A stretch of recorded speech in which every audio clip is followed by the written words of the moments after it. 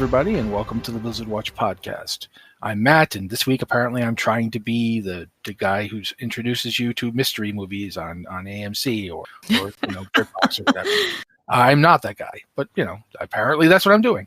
With me this week are, of course, our fantastic crew, as it were. I like to think of them as like we're in an episode of Star Trek: Next Generation, and Liz is the captain, obviously. Liz. Oh, okay. Okay. Joe is like the Geordie / Worf, I guess. Oh, I wanted to be Uhura. All right, give me her. That's a good one. That's a good one. Liz P. I don't know. You haven't been on that many times, so I haven't really nailed down who would you like to be since we're going with that. I would like to be Dr. Crusher. Okay, so I just watched an episode where Dr. Crusher saves the day by knowing about metaphasic shielding. I just watched the weird ghost episode. We're going to talk about that one day. No, we're not. Not right now. And finally, I'm your outsider character that sometimes it's a Vulcan, sometimes it's a robot, except that I have a ton of feelings all the time. So I guess I'm Worfish. I'm fairly Worfy. Yeah. Also, I get like slapped around a lot, so someone else coming in looks tough. They get to beat me up. I guess that's my other role. But anyway, this diversion into madness aside, we're going to talk about Blizzard and its games right now. Here we go. The first thing we got on the Warcraft thing, I'm reading this, and I was very happy to read it, and I can't wait to tell my wife. Marksmanship Hunters, there's been a whole thing about the marksmanship revamp in patch 11. And recently, as in I'm just looking at it now, apparently they've decided, you get to keep your pets if you want to keep your pets for marksman. By my understanding, it's like it is now. You can choose to go without a pet, or you can choose to have a pet. It's like it's a choice instead of just saying no. Marksmanship hunters don't get pets. So it's I think it's good. Choices are good. Yeah, there's apparently a node on improved Spotter's Mark, which is the thing that they were using to put up the pet, the eagle pet. You can essentially get your call pet and associated pet functions back. Mend pet, dismiss pet, etc. It also improves the durability and damage output to your pet to better compensate for the potential throughput loss, because they're losing a lot of stuff like Master's Call, Bloodlust, all that stuff. It's going to be from the eagle instead of from their pet that they have. I think that's a pretty good choice. It's a good thing to do for people who don't want to not have their pet. I know a lot of people are like, just play Beast Mastery, but I think it goes back to when Warlocks lost Metamorphosis.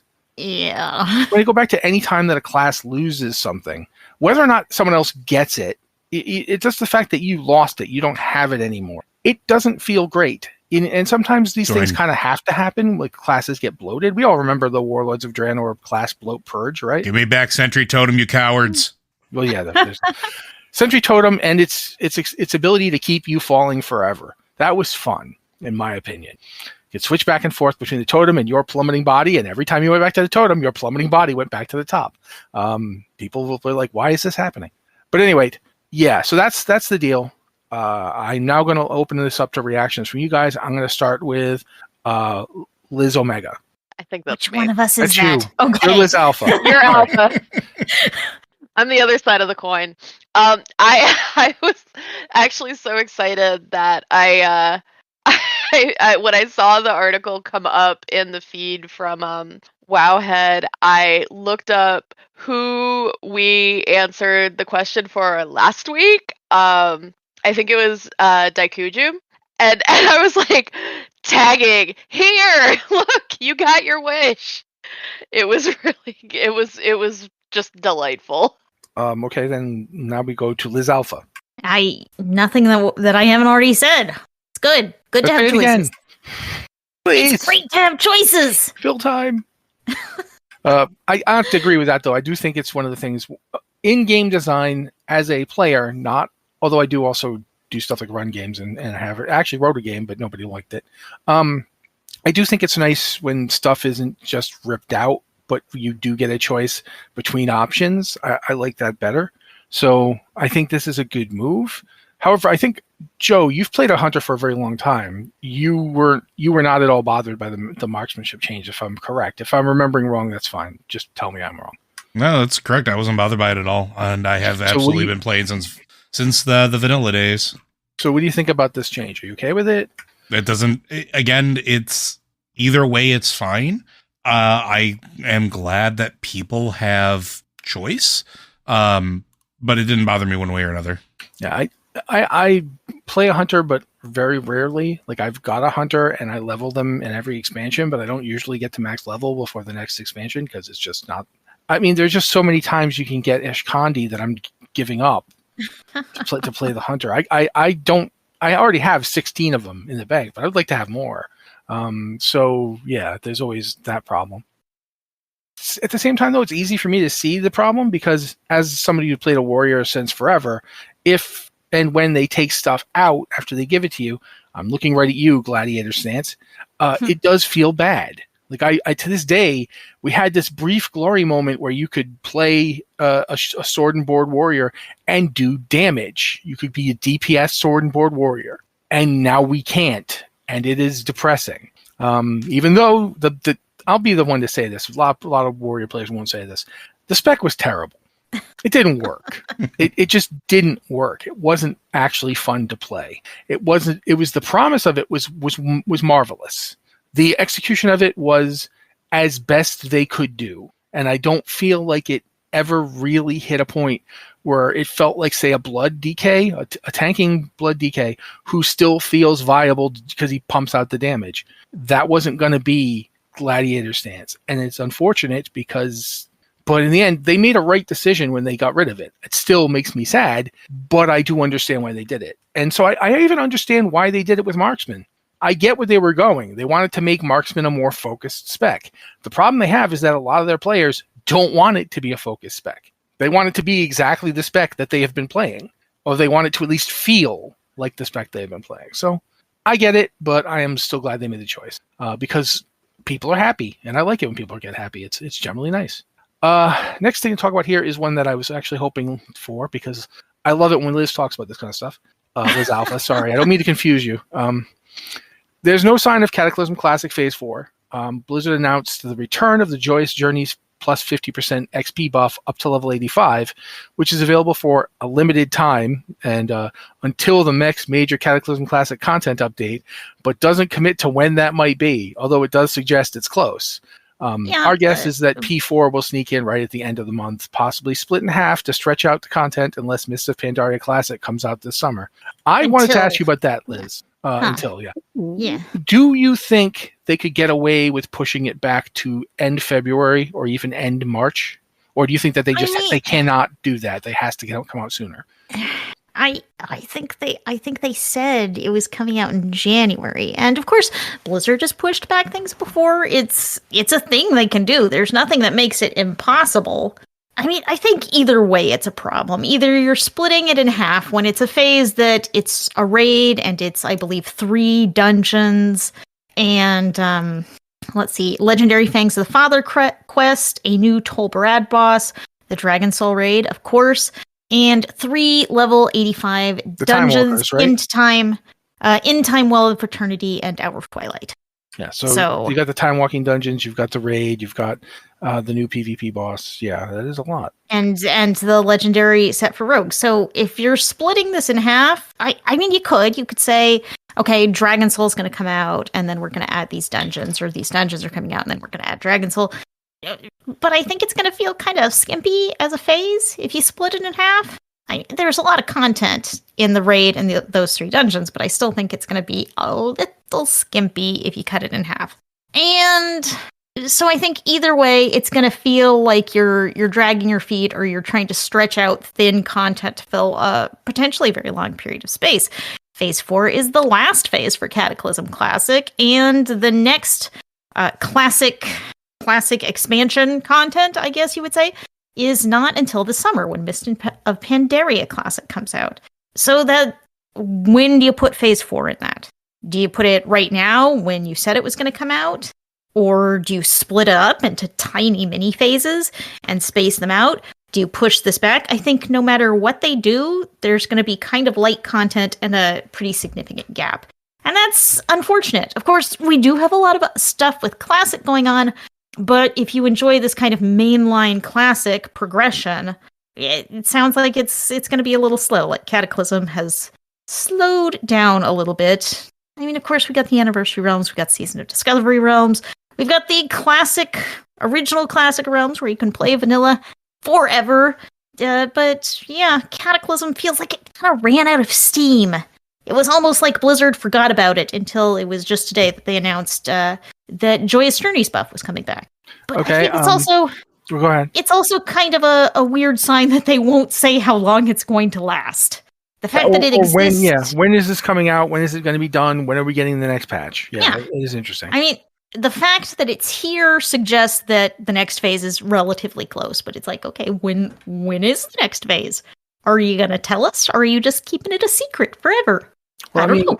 At this point, we're at the 20th, right? Or is it 21st today? Yeah, it's the 21st as we are recording this. So oh my God, time is already moving too fast. Tell it to stop. Mm-hmm. Next week is the 28th, and then you'll be into February. And then it's February.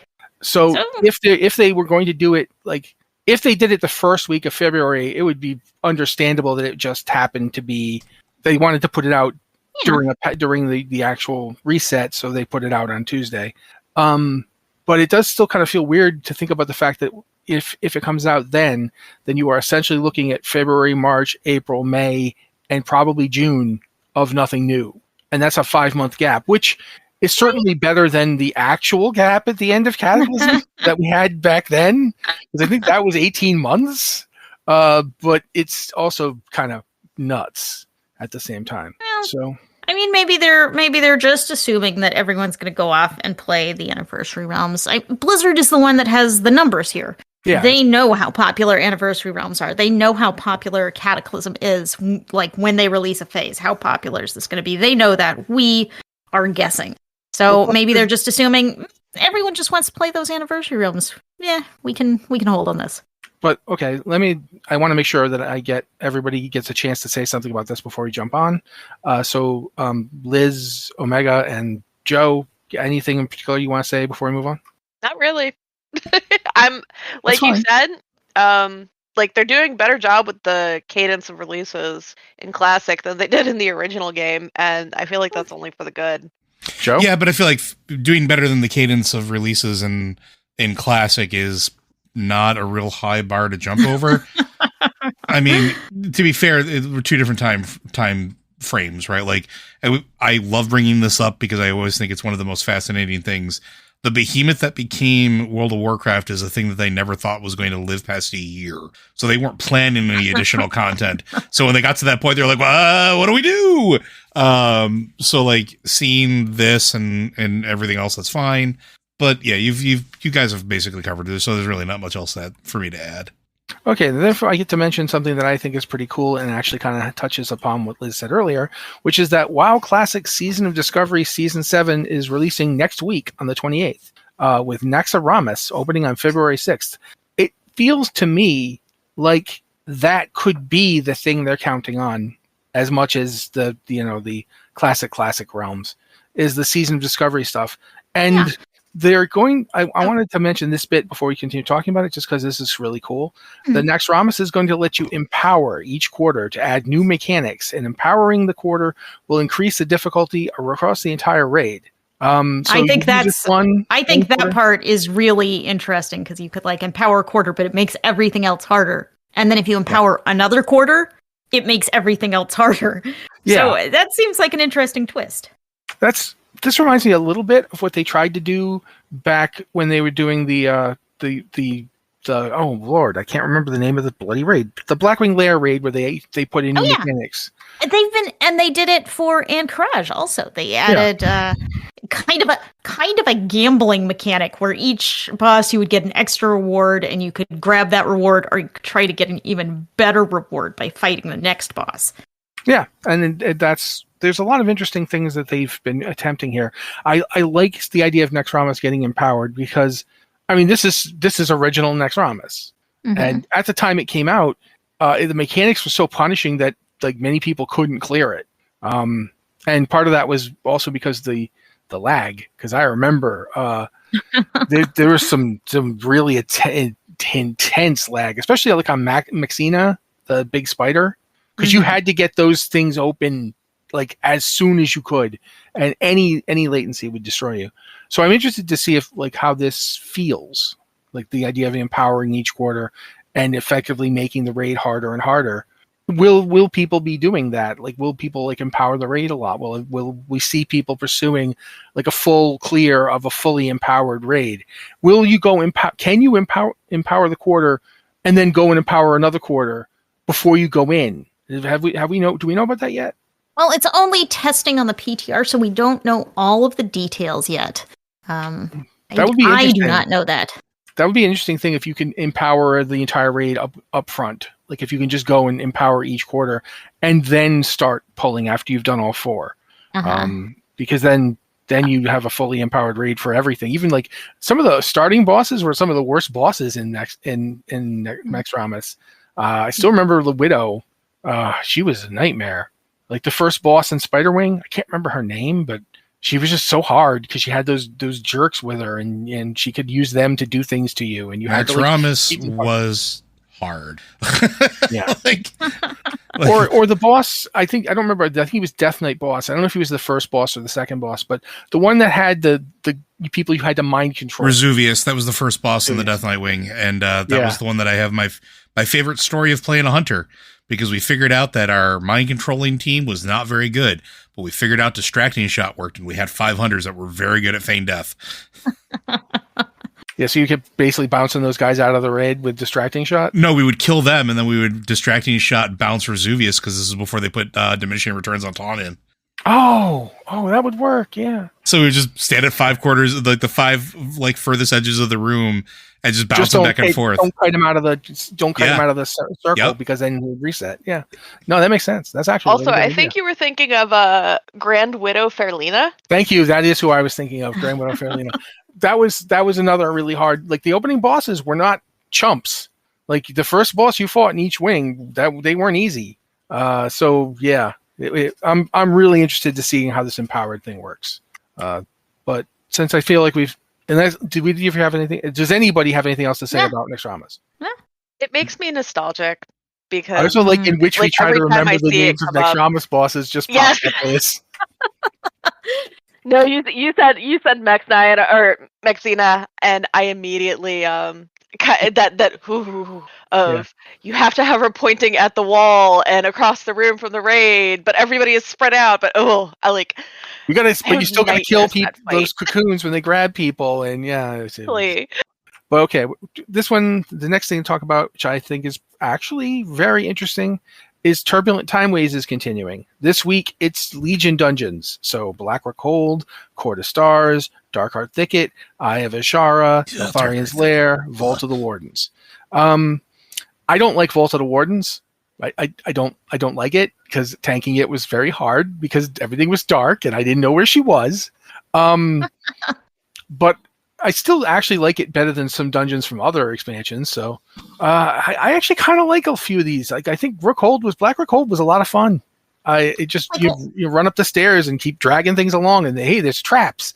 I don't know. I enjoyed it. I don't know if other people did. Last week it was Cataclysm, which I'm a little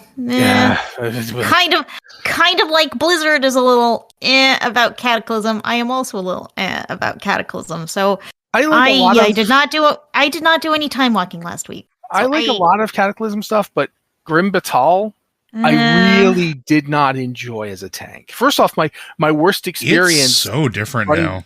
Yeah. Well, didn't they rework it for Mythic Plus? They did. It is going to be, yeah. Is it Mythic Plus now, or will it be Mythic Plus in the next? Grim Batal is Mythic Plus now. And it is one of my favorite ones to run on Mythic, actually. Is the dragon thing less annoying? Yeah. Well, in my opinion, yes. They also made the first boss less annoying and more predictable. I think we talked about this on the podcast previously, but like it is my favorite dungeon rework that they have done, period. I really love it. I'm glad that it's enjoyable now. I have bad memories of it. Totally valid.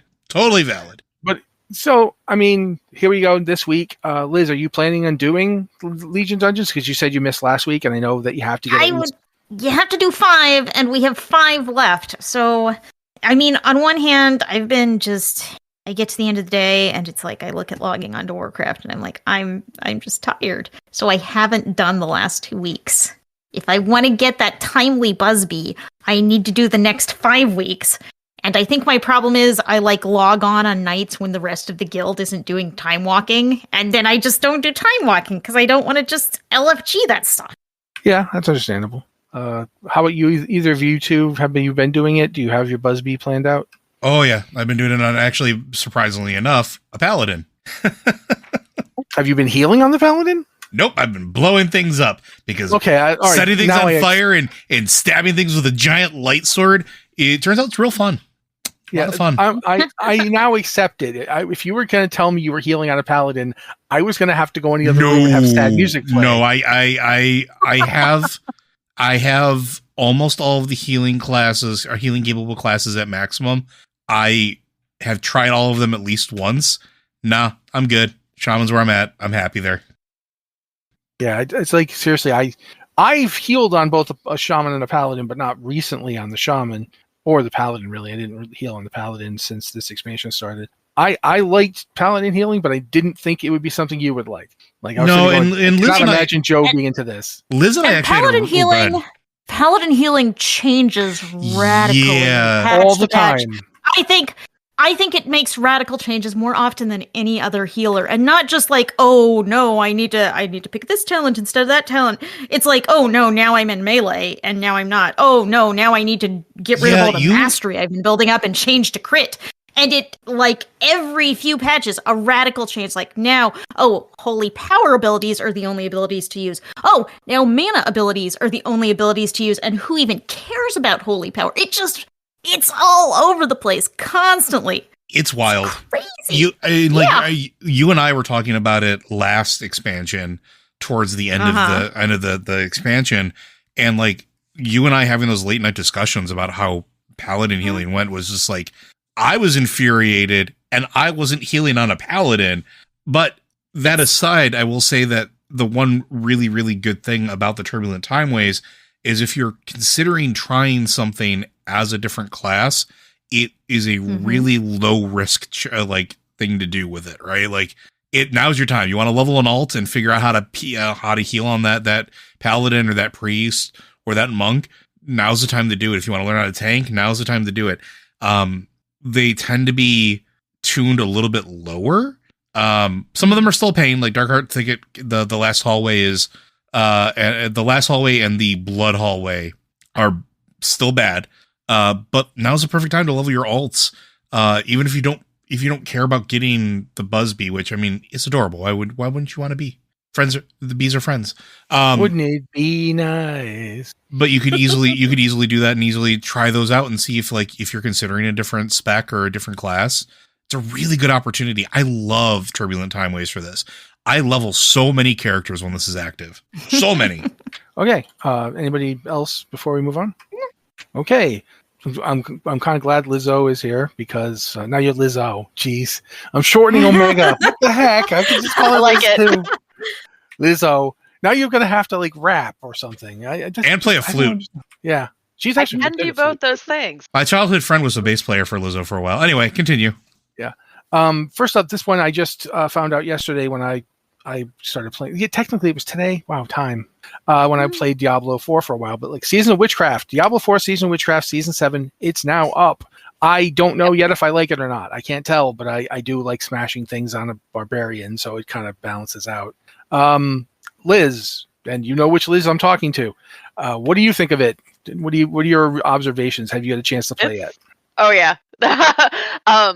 Liz Harper was getting my observations in flight, and I do mean in flight because I was flying through the initial levels. When I logged off, and I don't think I logged on until after about an hour after the season had been live.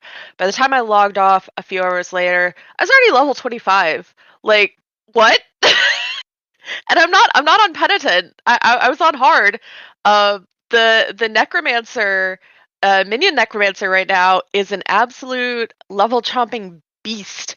It's bananas. It's absolutely wild, and you get a frog. You get a frog as one of your powers, and the frog hops along with you, and then it explodes for poison damage, and then respawns. And not to mention, this is officially the smoothest season launch we've had in the game, and I'm including Vessel of Hatred actually going fairly well in that. It was so easy. You downloaded the patch and you were in, and it was delightful. But my only gripe is that there's so much going on. So you're trying to do the seasonal quest line as you unlock the various chapters through the Coven rep board. And meanwhile, like when you're running to a quest, you're also in a headhunt zone, and there's let's say 5 whispers up, and so you're getting sidetracked doing whispers, and suddenly you've unlocked 5 more steps within the rep board, and I just need to go to this dungeon and kill a thing. Yeah, that's actually something Diablo 4 has had for a while, but that does feel like it's magnified significantly. The whole idea of, I'm going, oh, there's a Legion thing happening. I'm going, oh, there's a Helltide happening. I'm going, a blood thing. It is exacerbated for sure. Yeah. I do. It's a lot. I definitely do want to actually try to level a character during it, but I jumped on with I did. When I jumped on, I basically said, just put me at the end of all this stuff, because it had already done a lot of it to level up. And that was a mistake, quite frankly. You should just level. Like, just level through any content that's there. But I wanted to be able to get to Hawazar as fast as possible. Yeah, it feels like seasons were really designed around skipping the campaign. Otherwise, it takes you forever to get to the new content that season. Yeah, and it feels like kind of a place where seasons sort of fail. That's like the weird place where Diablo 4 breaks, because it's like you got this great single player focused story campaign, and then you get into seasons where you're starting over, and it's like the game actively encourages you to say, okay, that great story that we have, just ignore all of that. Hey, you done it already. You know what skip it is. button. Yeah, but it also feels sad. It's like, this great game that you really love, this great story, it's like, don't bother. Well, that's what I said before, that I always wished they'd stolen the thing from Diablo 3 where you could just go do it over and over again. The adventure mode and campaign mode. And I kind of wish that was here. So you could just go back and do any boss in Diablo 3 whenever you wanted. It's just like, I'm going to farm this guy, I'm going to do this, and just go back through the story. I thought that was a fun thing that Diablo 4 really misses. And also it's a shame because some of the encounters you get while you're going through the story are really interesting. And I think more interesting than some of the end-game bosses. But you do that and you never get to do them again. And if you click the skip campaign button, you can't do them again. Yeah. I will say the one part that sort of is counter to that experience, and it's not even really like story-wise, just like you wouldn't get to experience them otherwise, are the ladder bosses, which you don't even really see until endgame. But it's been a year and a half. Are we out of the spoiler window for Diablo 4? Okay. Yeah, I think so. Yeah. So Duriel is a blink of an eye, and then Nariel is like a fight and like a little bit of story beforehand. Andariel surrounding is like Thaisa. It's like 2 blinks for Andariel. Yeah, it's 2 blinks for Andariel, 1 for Duriel. Duriel is so blinky that when you fight Duriel, you're like, what was that? Your character doesn't even know what happened. Your character literally says, like, you get out of the fight and you're like, what had just happened? Yeah, so I liked their inclusions in the boss ladder because you actually preserve some of that experience. Yeah, at least you get to see them again. Like they had to put in that whole weird thing where you get to go fight the Avatar of Lilith or the something. Echo of Lilith, yeah. Yeah. So at least you get to fight Lilith again, but it is weird that they have to jump through so many hoops. I liked the ability to just go and do it. But we should move on to talking about Diablo 3 Season 34, because first off, that's happening this Friday, if I'm not...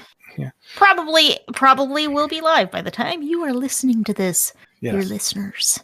and it's going to be bringing back the Lights Calling theme. So we talked about it. We know what that is. But I am really finding myself like the question here that was asked is one that I was asking myself. It's like, am I going to be able to play both seasons? If I had a Switch, this would be really hard for me to answer because then my wife and I could both Diablo 3 on our Switches. The problem I have with Diablo 3 on console and stuff is that it doesn't have what Diablo 4 has, which is anything that any device where you can play Diablo 4 can play with other people on completely different platforms. You don't have the cross-play and cross-progression, and boy, I wish you did. And what's really funny is that apparently there's at least rumors that they're working on a D4 for the Switch, possibly for Switch 2. And if when that happens, this would start making Diablo 3 something I don't play as much, quite frankly, because then my wife and I could both play at the same time. And so don't know about that, but I do think that the seasons, having both a D4 and a D3 season up at the same time is interesting. I am curious about everyone else's opinion on it, so I'm going to start, and I'm going to get Joe because I felt like he hasn't been talking for a while, and I feel bad. No, you're good. We're talking about Diablo. I'm kind of out of that game for a little bit. Okay. I'll try to get to the rivals thing as quickly as I can. Liz I play other games, Matt. Well, go ahead, whichever Liz is going. I think it's really interesting. They have chosen to launch 2 Diablo seasons the same week. And I believe it was Liz, my compatriot Liz, who pointed this out, that actually we thought it was going to be delayed to push it back. Because you're going to have to explain this one, Liz. The last season was pushed back, or you take over for me. It was sort of pushed back. So season 33 of Diablo 3, which is a tongue twister beyond words, was actually delayed start-wise by about 2 weeks because they had a PTR for client improvements for Windows and Mac. And it ended up being, quote unquote, very well timed, coincidentally, because it was going to start season 33 the same week that Vessel of Hatred was due out. And we saw the consequence of this delay when a few weeks ago, the Diablo 3 season ended very abruptly. Mathematically, if you took 2 weeks off, you landed right when they shut the servers down. And global community director Adam Fletcher, aka Pez Radar, was on the forums and on Twitter that day that everything went down, which was also a Sunday at the times when these servers would normally shut down for the season, saying there was a miscommunication, not there was an error or a bug. It was a miscommunication. And to me, that's scheduling. So I thought when we did our projections for when season 33 itself would end, I had originally thought, okay, they're not going to launch 2 Diablo seasons the same week. They're going to play it safe and space them out again. Maybe make the Diablo 3 season 13 weeks instead of 12 weeks or 14 weeks. And they didn't. And now I have whiplash because I'm having a week of Diablo where, for the next 7 days, it's going to be all Diablo all the time. We heard you like Diablo.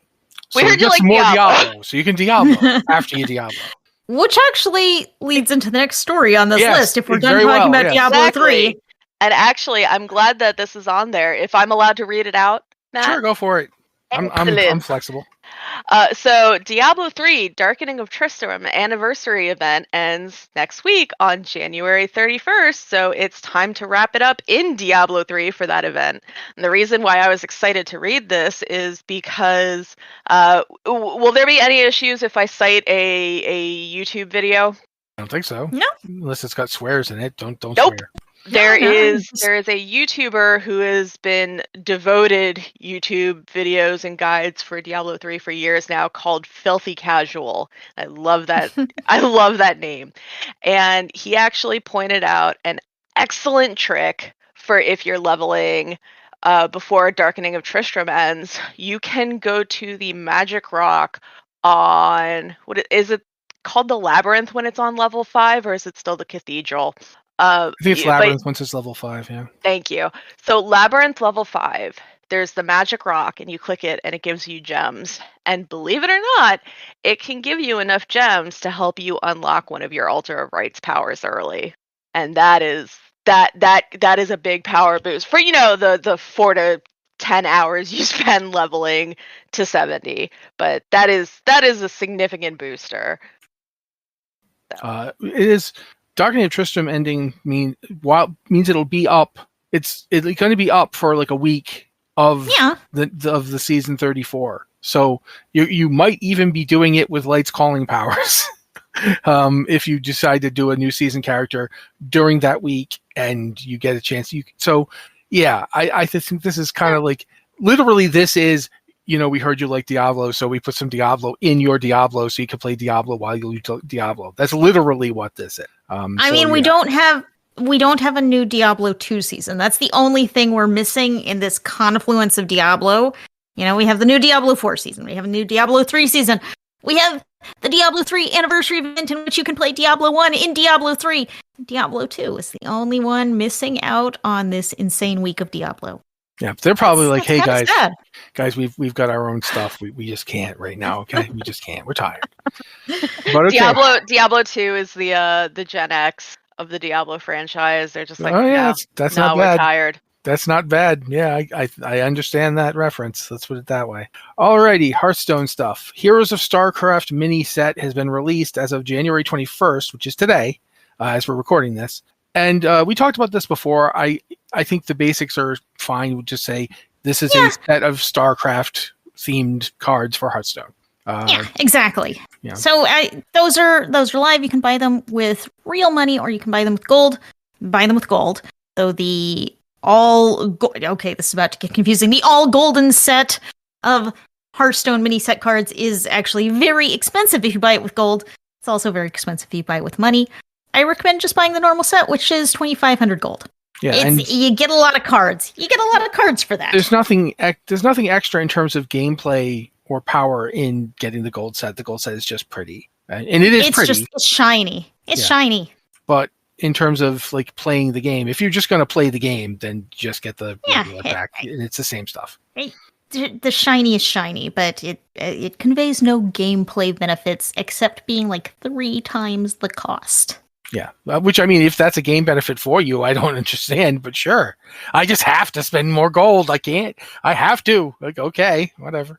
But yeah, and that's when basically, again, it's StarCraft themed characters. There's the Terran, Zerg, and Protoss, and you just try to get various packs to work on the event, which is Heroes of StarCraft.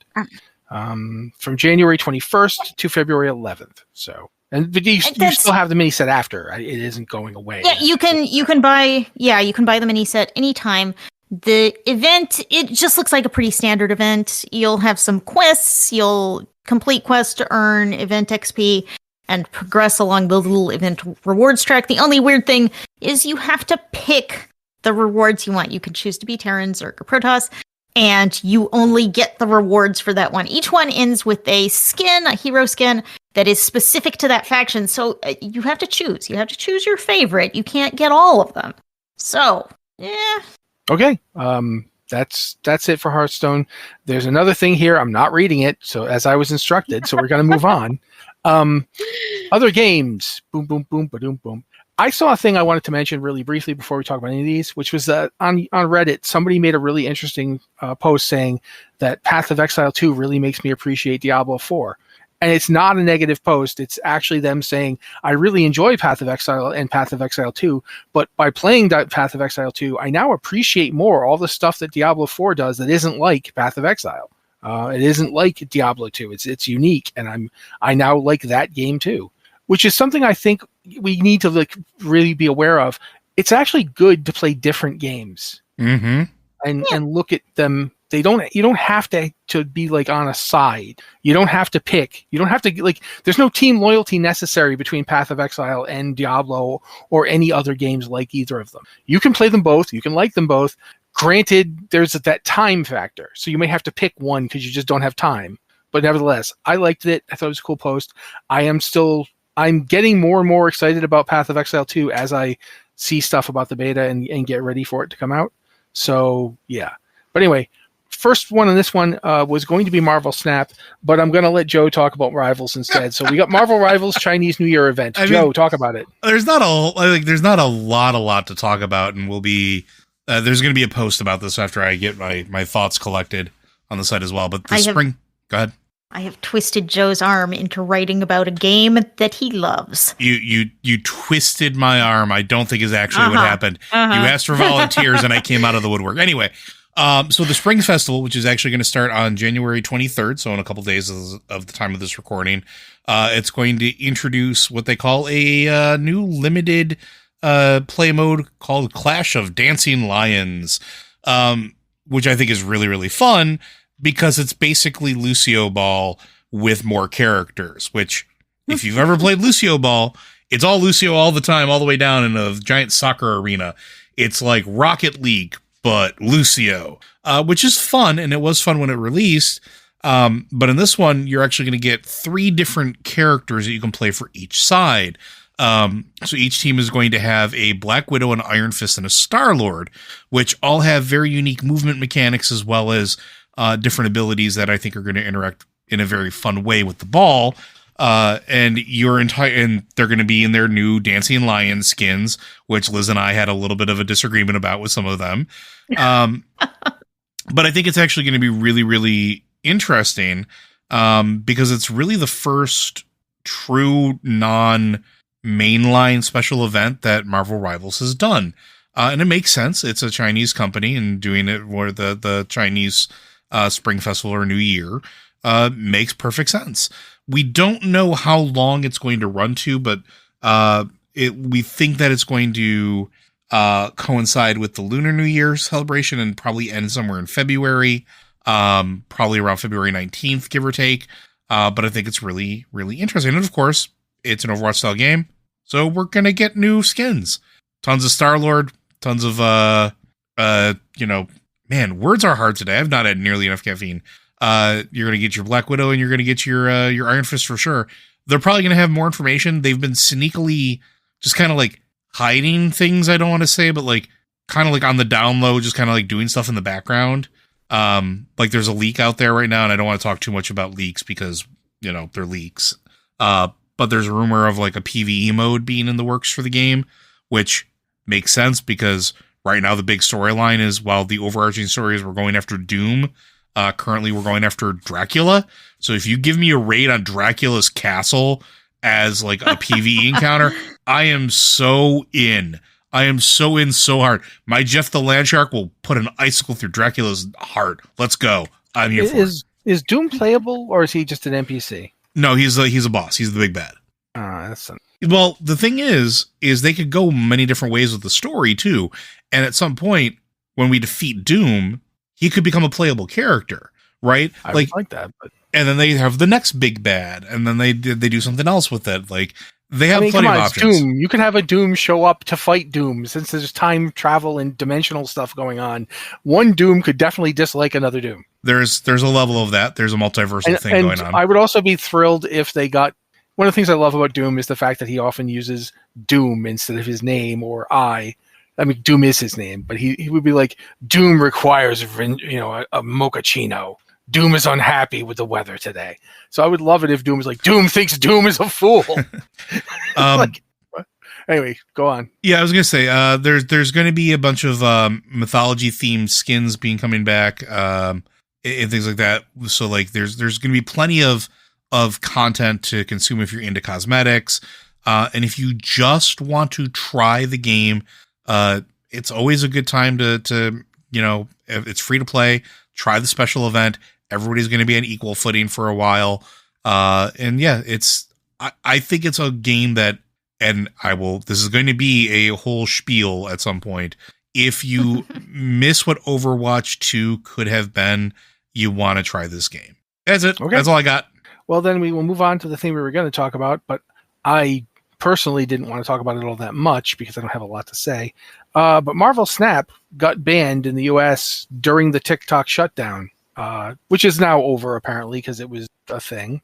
The newsworthy part of I was gonna say the newsworthy part of it is really that like it caught everybody by surprise. Like it was we didn't understand how that was linked, and I don't know that Second Breakfast did either because they were scrambling. But it's back and playable, so that's good. It's just very interesting to see the ripples of things. Yeah, that pretty much sums it up. I'm going to move on to the Nintendo Switch announcement because I don't really feel like we can talk any further about the Marvel Snap thing unless we start talking about things that I frankly don't need to be upset about. Nintendo Switch 2 announced. Really, that as Liz used to have a thing she used to say about video game press and video game announcements was that oftentimes they were announcements of announcements. It was like, hey, we're going to do an announcement. That's the announcement? Yes, there will be another announcement. That's what this is. They announced that the Switch 2 is happening. That's good. That's news. Then tune into our April things, and then you'll actually find out anything about this, which is annoying. They did show us the console, and we got some information, but it's also it's a little bit of information, and we're gonna find out more information later. They didn't just make like a blog post and say, hey, Nintendo Switch 2 information in April. And they didn't just hold a big event and say more information in April. They did actually show us images of the new console, but not much more than that. Well, they did it to the point where I one of the reasons I mentioned this the way I did is that I watched a lot of content about it in the wake of the release of the fact that it's coming. And a lot of that content was literally people sitting there with going over the images of the Switch 2, how it differs from the Switch 1, like the Zapruder film. Like just half an hour of explaining to me that the Joy-Cons, are they going to drift as much? We don't know. How are they going to connect to the Switch? Are they going to the current Joy-Cons slide in and out? But these new ones are apparently going to plug in. Will they hold in as well? We already have answers to some of those. So yeah. Yeah, but my point is just that it felt an awful lot like people were going nuts trying to come up with something to tell me about the Switch 2. That's what I'm saying. Yeah, but that's also because it's one of the most anticipated consoles of recent year. It happened during the what is it, the electronics show for 2025, CE2 or whatever. And like they had to release something because rumors and leaks were going rampant. And people were all sorts of misinformation were coming out, and they were like, no, it's real. You're going to get more information. Be cool. But the things that we did find out were that the Joy-Cons are going to be magnetic. The Joy-Cons in the console are going to be larger. Dock is going to be thinner. And the interesting thing for me, which is not part of the article, but happened at the same time, is that there is a new system on a chip that appears to be specifically geared at handhelds that was just trademark at C2E, or during C2E, and is already in the catalogs for companies like Lenovo. And because the Switch 1 was based off of the original NVIDIA Shield, which it was, we know that it was, we know that they based it off of that using mobile chips that were available at the time, it is potentially a very interesting and disruptive handheld to release when we do find out more information about it. So I'm super excited because of all that stuff. And then we only have to wait till April, which honestly isn't that far till we get the direct about it. And it's, I mean, people are already losing their mind about it. I'm definitely one of them. Yes, you are. So at this point, Liz, I'm going to turn it over to you because we're basically about to do the questions, and that's when we do this. Okay, I do want to tell you all that Blizzard Watch is made possible by your support on Patreon. If you can afford to support us, we really appreciate it. It is what makes this site able to continue and produce the content that I hope you enjoy, including these podcasts. So if you can, patreon.com/BlizzardWatch. Any amount helps because what makes Patreon work so well is that a lot of people give a little bit, and that keeps us going. I do want to thank Zarianne, who has supported us in the last week for $5. That gets them an ads-free site experience, early access ads-free to all of our podcasts, and a better chance of getting your questions answered on the podcast or in the queue. And I also want to remind you all to subscribe to our Tavern Watch podcast feed if you are interested in our tabletop content. We have separated that off into its own feed. I know some of you would rather just listening to gaming stuff. If you do, keep yourselves right here on the Blizzard Watch podcast. If you also want to hear tabletop stuff, look for Tavern Watch in your podcast player of choice. Or subscribe to our Patreon at $3 or higher. You can subscribe to all of our podcasts ad-free there. Tavern Watch has had all 3 episodes of our Sentai and Sensibility game come out, and we are starting to run our Starfinder 2E playtest game. So there is some really cool content going out there. If you want to do that, please support us on Patreon. It helps us grow and thrive. Thank you, everyone out there, so much for your support, even if it's just listening, reading a post, making a friendly comment. All of these things help. Thank you so much. And now, Matt, let's try and do some questions. Okay. Thank you, guys. Guys, I said guys. This was one person. I'm really starting to have trouble with the 2 lists. It's like, it's not a mass mind meld. It's 2 different people. Anyway, if you have a question for the podcast, you can go to our Discord. We've got 2 channels there. One is for patrons, the Patron Q and Podcast Questions channel, and one is for everybody, the Q and Podcast Questions channel. We do like to look in the Patron one first because you guys pay the bills and keep us going. But we do look in both channels, and we do also have an email you can use, or you could talk to us on. If you are a patron, you can literally send us a message on Patreon, and eventually Dan or Liz will get it to this email. So yeah, there's lots of ways to ask us questions. I'm going to try this first one, even though he said it wasn't a serious question, but I do think it's kind of funny. This one's from Daikaiju. Looking over the upcoming Undermine patch, they really basically cribbed design notes from Mean Streets of Gadgetzan, haven't they? Yes, and thank God. That is my response. They should do that. I do want to note that Mean Streets of Gadgetzan, which is a little old right now, that was an expansion for Hearthstone, which imagined this kind of crazy underground world of Gadgetzan full of different criminal factions that were vying for power. And in Hearthstone, you could play different criminal leaders and lead into one kind or another. And it does sound like Undermine in World of Warcraft is going to be a little like that. You're going to be helping out different goblin cartels with different goals and different belief systems, maybe. So I think it's great. I think Hearthstone has some great takes on Warcraft lore. And Undermine is kind of the perfect place to take some of that. Because we haven't been to Undermine before, we don't have a picture of Undermine. It would be weird if you went to Gadgetzan and suddenly it was a whole different place with this criminal underground.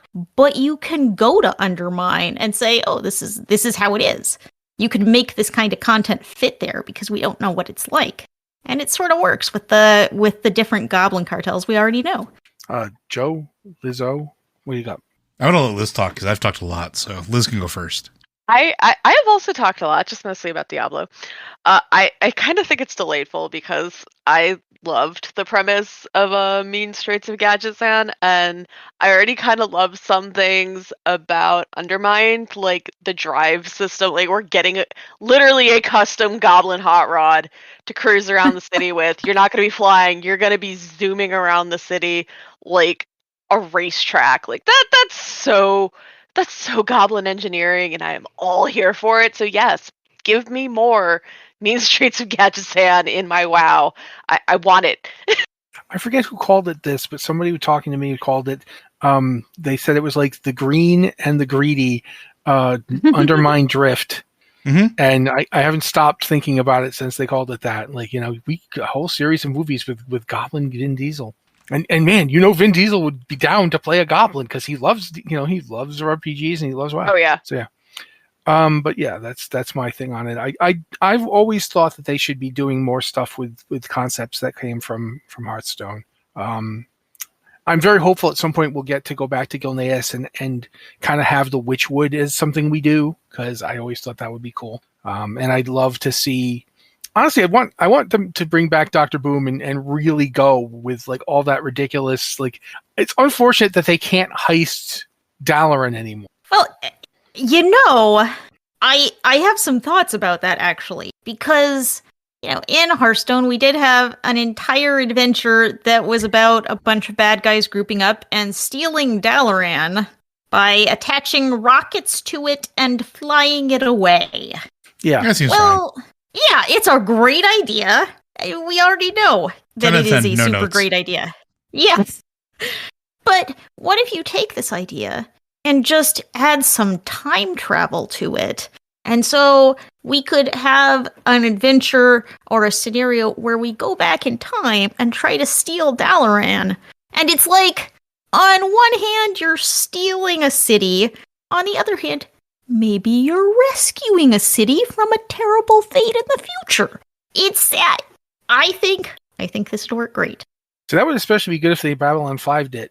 And they took the city way back in time to like the War of the Ancients and used it there to fight off Sargeras and the whole Burning Legion, and it never comes back. So it doesn't actually violate the history of anything because it doesn't show up in outside of our, it's you take it back, you fight the Burning Legion with it, the Dawn of Time, and then you just put it back where it was, and it gets destroyed anyway. But I thought that they might do that with like say the Draenei starter city.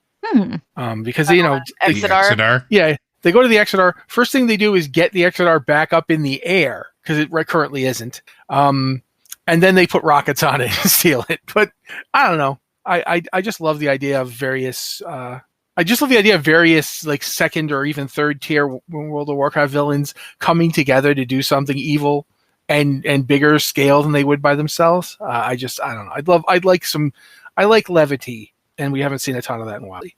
Yeah. The next question, also by Daikaiju, why do the vendors on the super expensive auction mount have the worst seats? That's because vendors on every mount that has ever had vendors have the worst seat. I mean, the simple answer is just capitalism. Yeah. But I mean, like, look at the yak. They're riding on a post that's then covered in a stall. Yeah. So, yeah, that's my take. Joe, I believe you just spoke about it. Yep. But either Liz, both Liz's. No, Joe's right. They look so weird. Yeah. All right. So I guess we're moving on to Mr. Zool, Mr. Blindside. I love all my tunes, some more than others, but don't tell them. Logging into the game, you get your warband favorites. Why do you think we don't have a moving line of all of our tunes instead of a static set of 4 favorites? Oh. I'm sure with the tech in game it's doable, but we don't have that option. I'm going to let somebody else talk first. Come on. Somebody talk. I actually have thoughts on this, believe it or not. Then tell us them. So I think that some of it is the tech that they used to combine your full character list across servers. I also think that to put on my IT hat for a second, pulling that up would be not an expensive query on the database, but across all of those accounts, like I'm going to traumatize Joe for a second here. It's can you picture what that what would that be? Concurrent connections? No. You're constantly refreshing those character graphics as you scroll across back and forth and back and forth. Yeah. For every server, remember, too. For every server, for every account. Like right now, concurrently. If you scroll up and down on the character list on your server, you're on your server. So it's only asking the one server. But if you had the big rotating daisy chain line, yeah, I mean, it's interesting. Variable keep saying no, so I want to counts. hear what you're saying no to, Joe. It's you have a full list of like all of your tunes is not just on that server.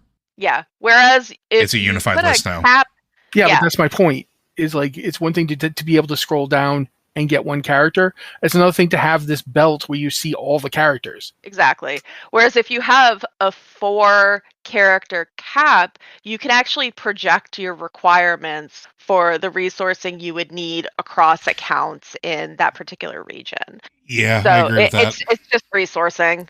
Well, it also lets you not just combine the resource, but it lets you make them less than they would be as far as requirements go. Imagine having to have 16 gigs of RAM just to see your character screen. Right? Like having the way that it is now with a set number of backgrounds means it only has to load that resource, which means it can be compressed the rest of the time. And having your characters there because they basically sit or stand or sit and stand with a pet. It's sort of, I don't want to say simplistic, like it's not loading in real time. It essentially already has it ready to go. And so it just does the thing, right? It's not as resource intensive as it would be, which reduces the cost for them to run it and means that your machine will very likely be able to interact with it without having to scream. So, I mean, imagine how many people that are still playing on lower end spec machines trying to load something like that, right? Or on people that are on an unstable internet connection, or people that are not on a broadband internet connection. There are still people that live in rural areas that are on satellite DSL. It's not the greatest thing in the world. I mean, for that matter, I mean, there's single player games that don't require you to even have an internet connection, where the amount of loading is more than some older computers can handle. So if you've got that on the load screen for your MMO, I mean, before you've even gotten into the game, you've got that on your character select screen. You're suddenly pulling all this stuff. Yeah, you don't want to do that. Where are my people at that remember when Diablo 2 released and you first loaded it up and you had to do your character selection of which one you were going to build, and if your computer didn't have enough RAM, it crashed. That was on a single player game. Not only do I remember that, I also remember when Diablo 2 Resurrected launched, and they didn't understand how much they were going to be asking its antiquated servers to tell them, and it crashed. There's a lot of behind the scenes stuff that is often not really obvious. It's sort of like, going to like one of those studio tours, and you don't immediately see behind the giant building things to all the stuff going on behind them. It is not always a good idea. Plus, I mean, I think they like the idea of having 4. I mean, it's the same question. I remember this coming up when Diablo 4 released, is why don't you get to experience your characters around the campfire?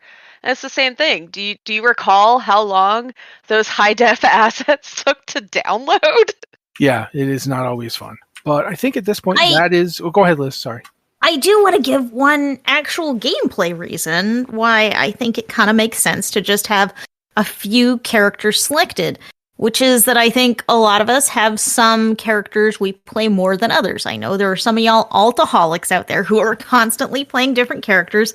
I have 1 or 2 that I usually play, but I think everyone probably has, you've got a favorite there, whether you admit it or not. And it makes sense to be able to have that favorite right there in front of you. Have the characters we're working on right now be right there in front of you. If you're leveling alts right now, put the ones you're leveling right at the top of that list. And it used to be you could do that by rearranging your character list per server. Now you do that by putting the characters you're actively playing right now on your warband, which makes it so you can log in and just see the characters you want to play and click on them. They're right there. That's a good point. But I think at this point we've discussed it, so I am going to move on to the end. Joe, do you have anything to say at the end anymore? Technically, no. Liz kind of does the whole thing, except I'm just going to remind people that they should send us questions. Okay. If you have questions, guys, send them to us, please. Please, please, please. Questions. Questions for this show, question for Lore Watch. And if you want to know how to do that, you can send your questions into podcast@blizzardwatch.com. Specify the show that it is for in the subject line, as well as any special pronunciation of your name inside of this and the body of it. If you want to hit us up on Discord, we have 2 channels set aside. We have the Q and Podcast Questions channel, which is open for everybody. Same rules apply there. If you're a Patreon subscriber, you can also hit us up on the Patreon Q and Podcast Questions channel. We tend to look there first as a way of saying thank you for helping us keep the lights on. And if you want to, and you're a Patreon subscriber, send us a message on Patreon. We'll make Liz send it to us because she likes doing that stuff sometimes. All right. Thank you, Joe. Thank you to Liz's Alpha and Omega, the first and last, for their terrifying and powerful presence on the show this week, and my own less both those things presence. And thank you to everyone who listens to the podcast, wherever you listen to it. It's always good. If you feel like, doing things like telling people to listen to us or upvoting or otherwise giving us support, that's also great. It doesn't all have to be Patreon, but also if you want to do Patreon, that's great too. We are very flexible. This has been the Blizzard Watch podcast. Thank you guys so much for being here with us, and we'll be back next week.